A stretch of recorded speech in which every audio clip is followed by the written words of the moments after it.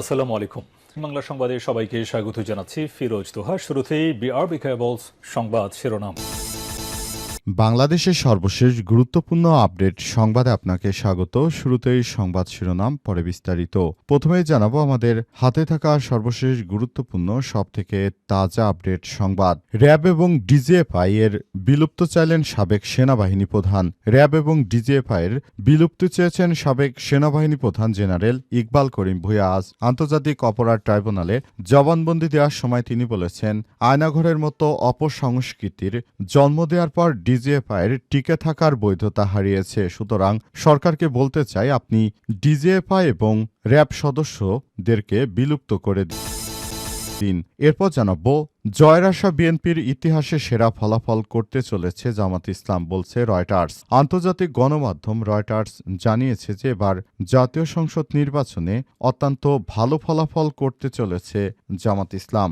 জামাত ইসলামের নেতৃত্ববৃন্দরা তারা দীর্ঘদিন ধরে বাংলাদেশের আনাচে কানাচে তাদের একটি দুর্গ গড়ে তুলেছে, কিন্তু বিএনপি সরকার দীর্ঘদিন ধরে দেশে না থাকায় আসলে বিএনপির সমর্থন অনেক অংশেই কমে গেছে। এছাড়াও বিএনপি নেতাদের চাঁদাবাজি, দুর্নীতি, রাহাজানিতে সারা দেশের মানুষ অতিষ্ঠ হয়ে পড়েছে। তাই আগামীর নতুন বাংলাদেশে অনেক ভালো কিছু করতে চলেছে বাংলাদেশ জামাত ইসলাম। শেখ হাসিনার পতনের পর জামাত ইসলামের এই অগ্রগতি হচ্ছে জুড়ে। এদিকে মামুনুল হককে মন্ত্রী করার ঘোষণা জামাত আমিরের। আগামী জাতীয় সংসদ নির্বাচনে যদি 11 দলীয় জোট ক্ষমতায় যায়, তাহলে আল্লামা মামুনুল হককে মন্ত্রী করার ঘোষণা দিয়েছেন বাংলাদেশ জামাত ইসলামের আমির ডক্টর শফিকুর রহমান। আজ নির্বাচনী জনসভায় আল্লামা মামুনুল হককে সঙ্গে নিয়ে এমন ঘোষণা দিয়েছেন বাংলাদেশ জামাত ইসলামের আমির ডক্টর শফিকুর রহমান। তিনি বলেছেন, আমরা ক্ষমতায় গেলে তাকে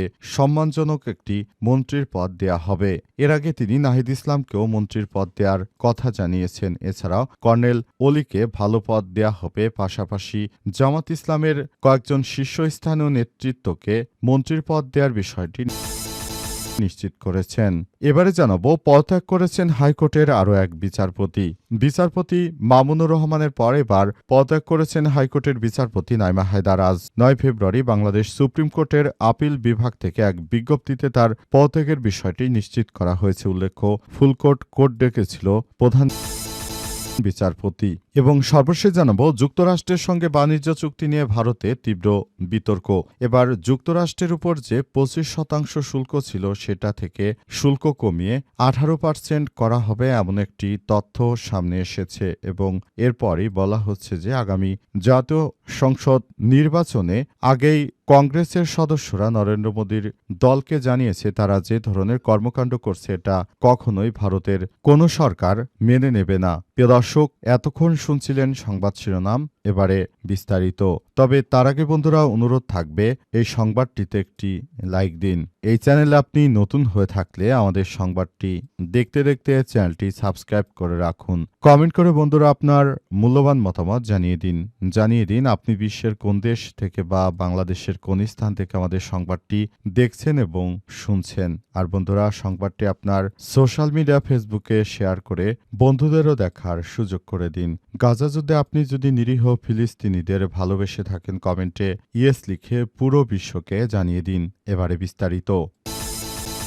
র্যাব এবং ডিজিএফআই এর বিলুপ্ত চাইলেন সাবেক সেনাবাহিনী প্রধান। র্যাব এবং ডিজিএফআই এর বিলুপ্ত চেয়েছেন সাবেক সেনাবাহিনী প্রধান জেনারেল ইকবাল করিম ভূঁইয়া। আজ 9 ফেব্রুয়ারি আন্তর্জাতিক অপরাধ ট্রাইব্যুনালে জবানবন্দি দেওয়ার সময় তিনি বলেছেন, আয়নাঘরের মতো অপসংস্কৃতির জন্ম দেওয়ার পর ডিজিএফআই টিকে থাকার বৈধতা হারিয়েছে। গুম-খুনের ঘটনায় ন্যাশনাল টেলিকমিউনিকেশন মনিটরিং সেন্টার বা এনটিএমসির সাবেক মহাপরিচালক মেজর জেনারেল জিয়াউল হাসানের বরখাস্তের বিরুদ্ধে করা মানবতাবিরোধী অপরাধের মামলার প্রথম জবানবন্দি দিয়েছেন তিনি। বিচারপতি মোহাম্মদ গোলাম মোর্তজা মজুমদারের নেতৃত্বাধীন আন্তর্জাতিক অপরাধ ট্রাইব্যুনাল একে এই জবানবন্দি দেওয়া হয়েছে।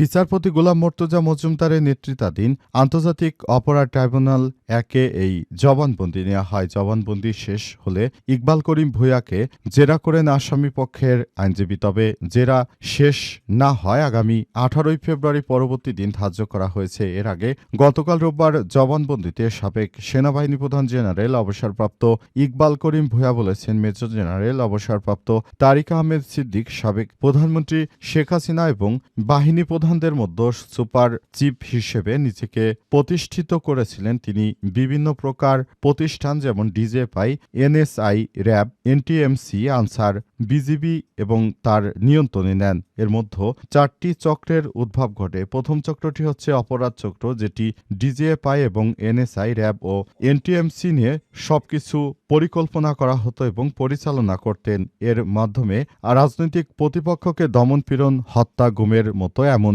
ঘটনা ঘটিয়েছেন মেজর জেনারেল জিয়াউল হাসান। জিয়াউল হাসান এতটা কুখ্যাত একজন সন্ত্রাসী যে তিনি সরাসরি আসলে জামাত ইসলাম এবং অন্যান্য রাজনৈতিক দলকে সরাসরি তিনি নেতৃত্ব দিয়ে দমনপীড়নে সর্বোচ্চ কাজ করেছেন।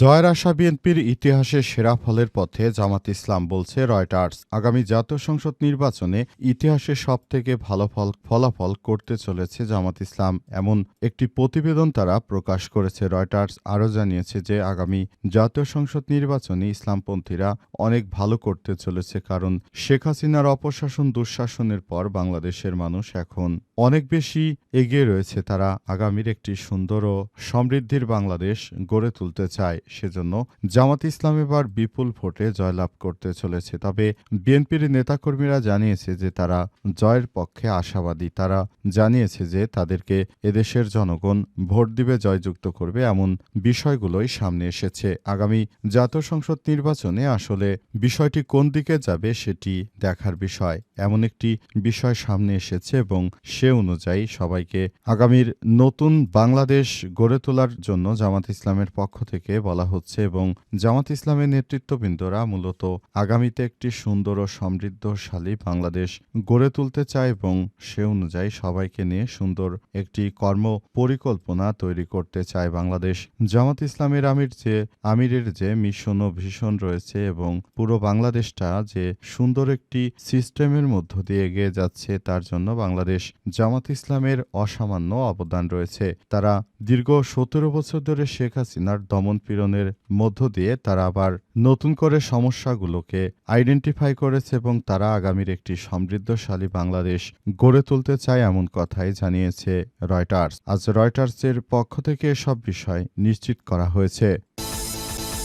মামুনুল হককে মন্ত্রী করার ঘোষণা জামাতের আমিরের। আগামী জাতীয় সংসদ নির্বাচনে আল্লামা মামুনুল হক বিজয় হলে এলাকাবাসীর একজন মর্যাদাবান মন্ত্রী পাবেন ইনশাল্লাহ। আজ বেলা 11টার দিকে রাজধানীর মোহাম্মদপুরে নির্বাচনী জনসভায় তিনি এমন প্রতিশ্রুতি দিয়েছেন। তিনি আরও বলেন, আমরা ক্ষমতায় গেলে ন্যায় এবং ইনসাফের বাংলাদেশ গড়ে তুলব, যেখানে দুর্নীতি ও চাঁদাবাজি থাকবেন এমন একটি সমৃদ্ধশালী সমাজ গড়ে তুলব। আল্লামা মামুনুল হক তিনি একদিনে সৃষ্টি হননি। এই বাংলাদেশে যত স্বৈরাচার এসেছে সবার বিরুদ্ধে আল্লামা মামুনুল হকের কণ্ঠস্বর ছিল আকাশচুম্বী। তাকে দমন করে রাখার জন্য তারা ভারত থেকে অনেকেই ষড়যন্ত্র করেছে। এই ষড়যন্ত্র দিয়ে কোনো লাভ হবে না। বাংলাদেশের জনগণ এখন অনেক বেশি সচেতন। তারা আল্লামা মামুনুল হককে ভোট দিয়ে জয়যুক্ত করবে এবং নতুন একটি ইনসাফ ভিত্তিক বাংলাদেশ গড়ে তোলার জন্য সবার প্রতি আহ্বান জানিয়েছেন বাংলাদেশ জামাত ইসলামের আমির ডাক্তার শফিকুর রহমান। সেজন্য শফিক সাহেবের পক্ষ থেকে